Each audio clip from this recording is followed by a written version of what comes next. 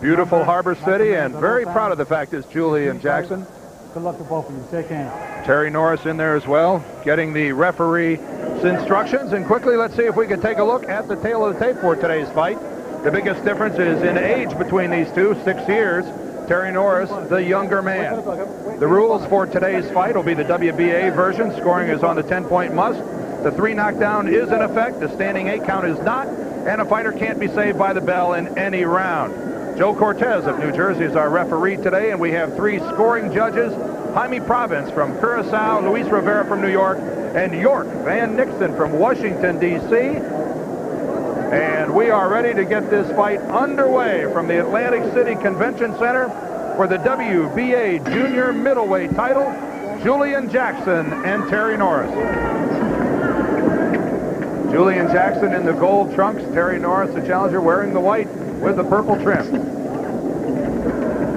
Right away you see the movement from Norris. Oh, and a bad miss there by Julian Jackson. When you make a puncher miss like that, Dan, it makes him shorten his punches up, and when he shortens his punches up, you won half the battle because it takes a lot of his power away. Get the hands out. Get those Julian hands out. Jackson Come on. Get him out of there. Come opening right up, Alex, appearing to do some head hunting. He had talked about doing some work to the body early, but it's been upstairs so far. And as is the trademark of Terry Norris, exciting combinations. Brilliant hand speed, Norris.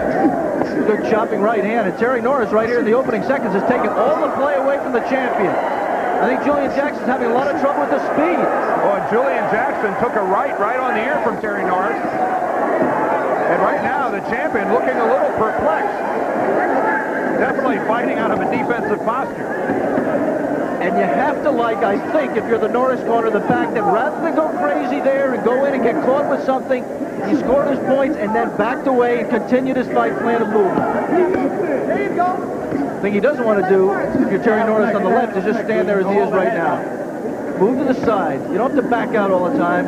Move to the side and punch from angle. Well, Terry Norris and his people are well aware of the fact that a Julian Jackson fight has never gone the distance.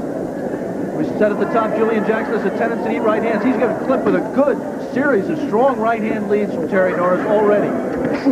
So the point for Norris there is that he's going to try to box at the opening stages of this fight without taking a whole lot of chances. He definitely likes his odds the longer this fight goes on.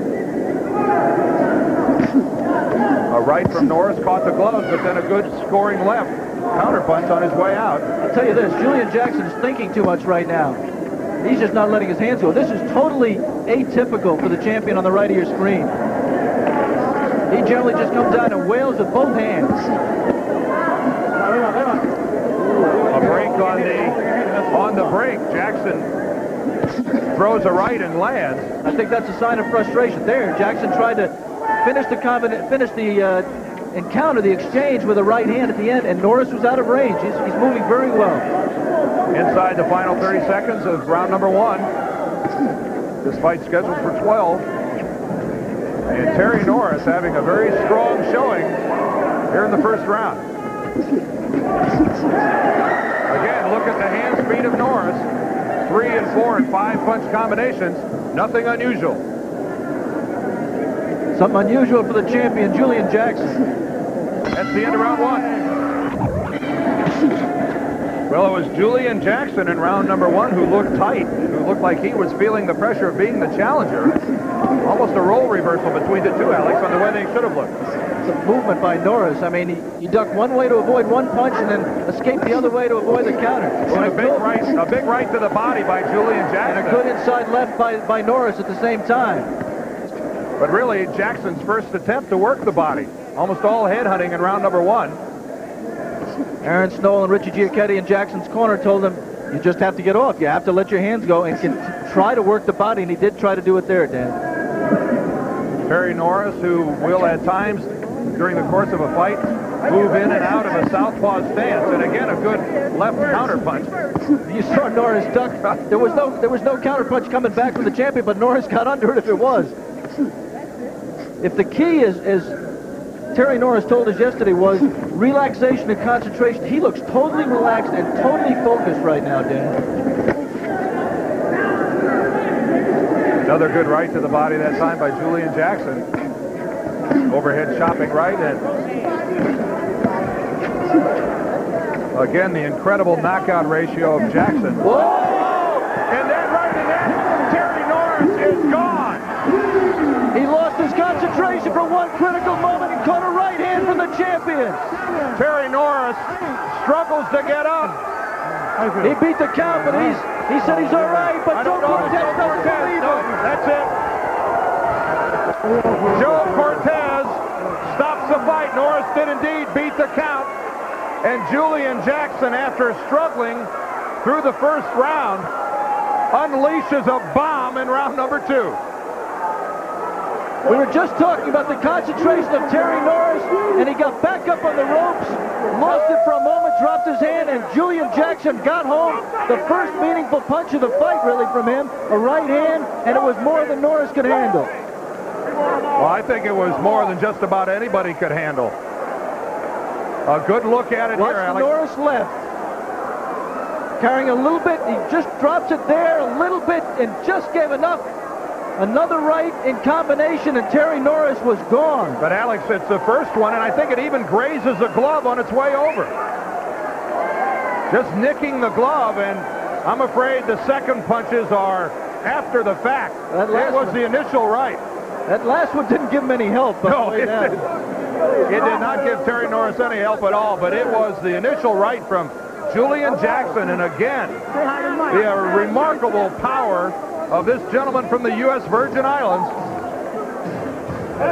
And for the 39th time, a Julian Jackson fight does not go the distance.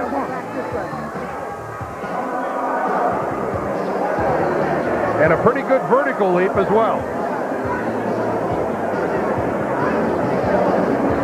Tremendous pride with Julian Jackson, determined not only to be an outstanding champion for his family and for the U.S. Virgin Islands that he represents, but he just really, really wants to demonstrate his ability. And there you see Terry Norris. Terry Norris should be reminded that Julian Jackson, when he first went for the title himself, got knocked out in the second round against Mike McCallum, came back to win the title. I think Terry Norris showed just in the brief time he was in there that he has the skills. He did not in this fight put it all together. Don't forget, coming up, we still have Julio Cesar Chavez. We'll return here to Atlantic City in a moment with an interview of the winner. So stay with us. A lot of boxing still to come. Yeah, right now. We need him. We are back in Atlantic City.